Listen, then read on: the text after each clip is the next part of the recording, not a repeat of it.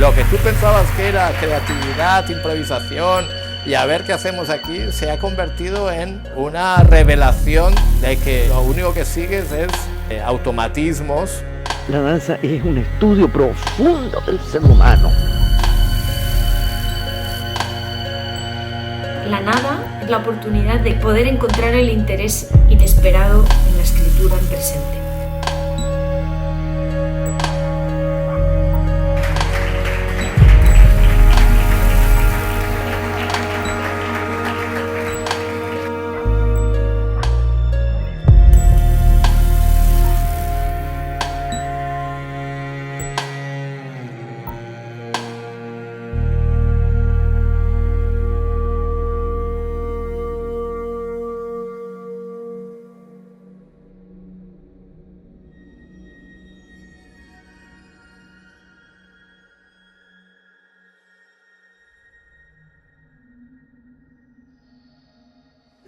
Desde los 50 a los 60 la escuela en la Universidad de Chile no era una escuela experimental atol, para nada. Uthoff era una persona muy severa y era muy justo a que lo que él hacía se hacía. El paso, no había una concesión. Nos enseñó que el coreógrafo determina y el intérprete interpreta. Así que no había such thing como experimentación. Eso sucedió en los Estados Unidos. Y por supuesto entonces, que a mí me encantó, porque una de las cosas era que yo era ayudante de improvisación, de la Malucha Solari primero y después de Patricio Bunster. Y más bien de Patricio fui ayudante de composición. Y la improvisación yo no la tomaba muy en cuenta en esa época, porque como te digo, siendo severo, Luto fue la herencia, Joan, Patricio, etcétera, etcétera. También eran severos en el sentido de respetar mucho al coreógrafo y hacer lo que él determinaba.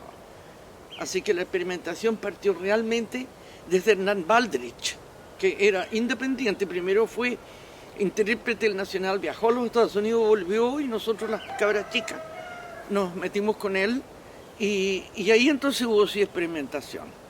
Y fue eso entonces el periodo del Balca de la Universidad de Chile, en que la Malucha era la directora en esa época y que ella soportaba el asunto experimental que tú dices antes en Chile, sí, ahí, pero fue independiente, digamos, de la Universidad de Chile.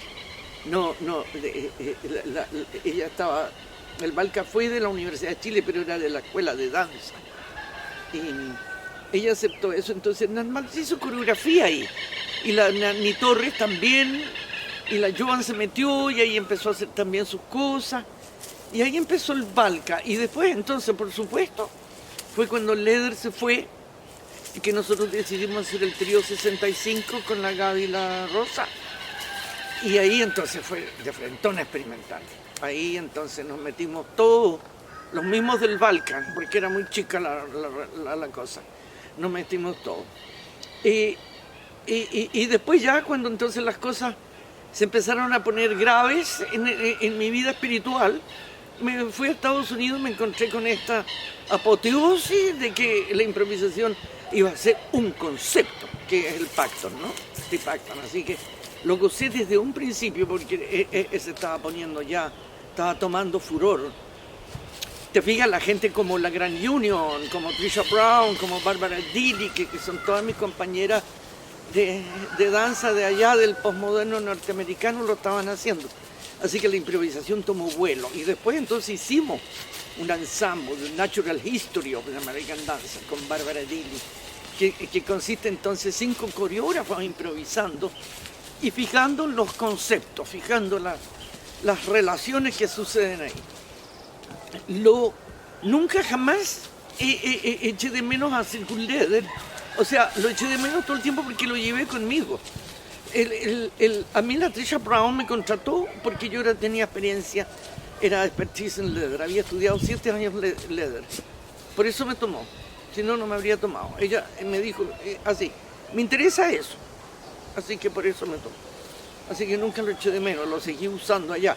Y por supuesto, entonces, una de las cosas que sucede en el postmoderno norteamericano, esa cosa que yo te digo que en los 60 y 70 se dieron cuenta que había que darlo vuelta todo, había que cambiarlo todo. Entonces, por supuesto, la Trisha tomó al Everett, tomó el cubo y lo llevó pero al extremo, porque era genial, ¿no? Así es la historia, tan simple como eso. Las cosas ni siquiera se echan de menos, porque están metidas dentro de uno, para siempre. Por eso es tan delicado ser profesor de danza, porque es una responsabilidad como una especie de madre casi, o padre, digamos, el ser hombre. Dejas marcado al bailarín desde el primer día de la clase. Totalmente. Claro, y a mí me pasó eso. Te fijas, yo me acuerdo el primer día de clase con la Joan Turner. Ahora lo uso. Ahora, en mi danza a los 80 años, cuando vuelvo a hacer el ciclo, porque yo paso por la espiral ya, voy en el último círculo, vuelvo de repente a usar pasos de la Joan. Y de la Yerka mucho más, que fue la profesora de la infancia. Que entonces los alemanes trajeron a la Yerka con el Dalcross y la Mary Bigman, y después vino Joss y dejó a Lutov aquí y se unió el Dalcross, Mary Bigman. Igual que lo que había sucedido en Essen, en Alemania, sucedió acá, en Santiago, digamos.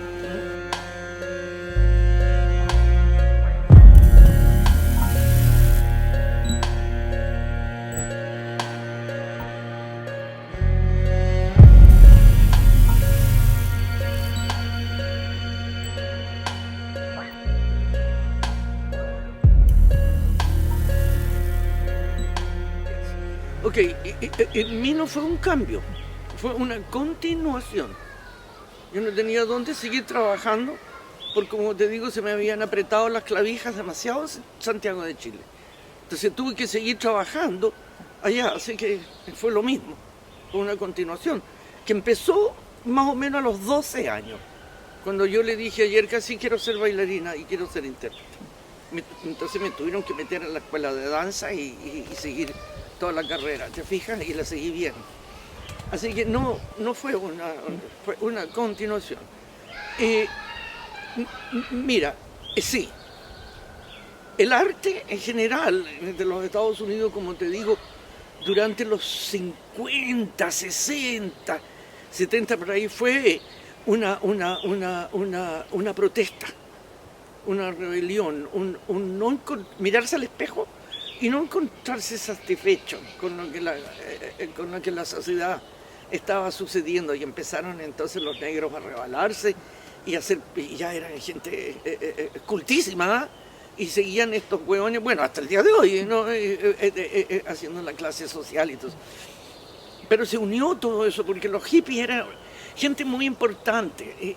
La gente habla muy superficialmente de los hippies, les llaman de flower power, les llaman rotos a patapelá, les llaman una serie de cosas. Los hippies son gente importantísima, vienen de los picnics de Londres y pertenece entonces al pensamiento rebelde, a ese pensamiento de que no me cuentes el cuento porque yo veo que hay gente pobre.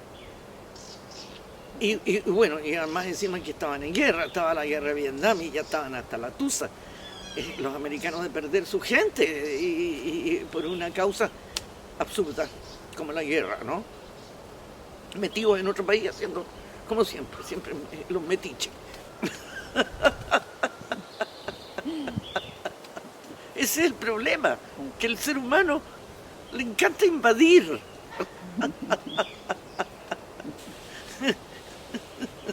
Claro, y entonces todo eso fue una rebelión, el arte en general, bueno, y la danza entonces, por supuesto. Ya el pensamiento, como te digo, político de la insatisfacción, ver gente fantástica como la Marilyn Monroe y gente que era importante, que se estaban atreviendo, empezó a nacer este arte espontáneo, la naturalidad, el ahora. Los hippies empezaron a usar mucho la cultura del Oriente, y entonces empezó a entrar el budismo, y se empezaron a mirar unos a otros, y entonces hubo gente genial como Robert Dunn y Merce Cunningham, que llevaron a la academia entonces gente que pensara y hicieron esta revolución tipo formal también en la danza, no solamente que era una rebelión y una muestra de que nosotros somos seres humanos y no orangutanes. Sí, tuvo los 60 fue Hipólite, se regó el mundo entero casi, ¿no? Porque después se esparció. Y ahí empezó la idea de que nosotros somos personas también, que la masa es persona, que la multitud es persona. ¿Te fijas? A pesar que después algunos también se encasillaron en el coima, ¿no? en el dinero.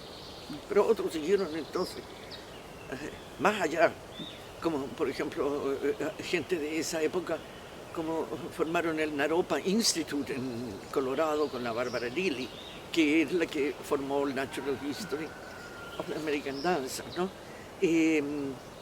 Yo, en cuanto a eso, siempre fui muy social. Esa fue desde un principio aquí en Chile ya, como te digo, y fue una continuación. Y como yo veía que les gustaba, pero no tanto, porque era rara. Y protestaba. Ya estaba pensando, decía, ¿por qué? Why? ¿Por qué? Entonces, pero mis danzas siempre fueron sociales. Desde ahí que no sabía que eran sociales. Por eso también yo le gusté tanto a Joan Patricio y Alfonso Nuena, y me llevaron recién egresada a ser profesor ayudante allá en las casas de la cultura de Ñuñoa y Las Condes. Así que, y después entonces allá con lo radical que eran los americanos y con la libertad de hacer, entonces hice una serie de statements. Mis obras eran como sobre Chile siempre, porque trabajé mucho Pablo Neruda, y Pablo Neruda es esencialmente romántico pero muy político. Entonces me la pegó, ¿te fijáis? Porque a través del poema de él, como tú no sé si viste el Vía Crucis que hice con ustedes, con la Yeca González, ¿te acuerdas? Sí, Que el poema se repite, y se repite, y se repite, y ese es absolutamente un poema social y político y casi visionario, ¿te fijas? Es decir, que habla de un barco que vuelve al puerto donde está esperando. Maravilloso la residencia en la tierra. No es verdad, trabajé en la residencia en la tierra en mi obra. Entonces, son sociales, sí. No sé si políticas, pero sociales por lo menos. Claro. Y la política está en todas partes, o sea que este micrófono es político.